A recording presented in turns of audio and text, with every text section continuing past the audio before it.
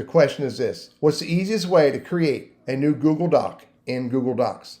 And I'm going to show you your options for you to choose the easiest way for you in this video. But before I do, hit that subscribe and notify button because I create these videos specifically for you.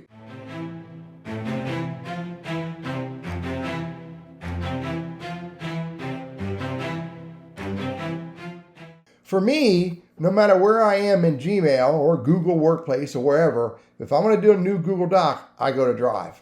Then I make a very deliberate decision. Where do I want to put the Google Doc? Where within Drive do I want to put it? And in this example here, I'm going to put my new docs under Google Docs stuff. So I'm going to click on that folder. Now I can hit the button to create a new Google Doc. And since this is Google Docs stuff, when I click New, I'm going to choose Google Docs.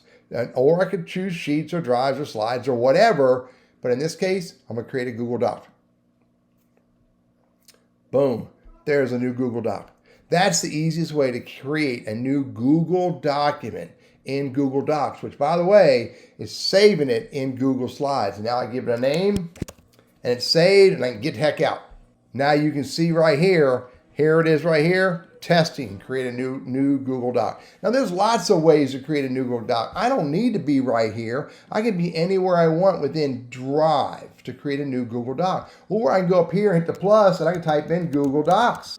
And when I click on Google Docs right here, it takes me into Google Docs and it lets me create a new one or use a template that's out there or open up my recent ones. For me, the easiest way to create a new Google Doc is go to Drive, go to the folder I want to be in, hit the new button, and I can create a document, sheet, slide, forms, or whatever. I'm Teddy Burris, your Google Workspace and Gmail strategist, trainer, and coach. I hope this is helpful for you.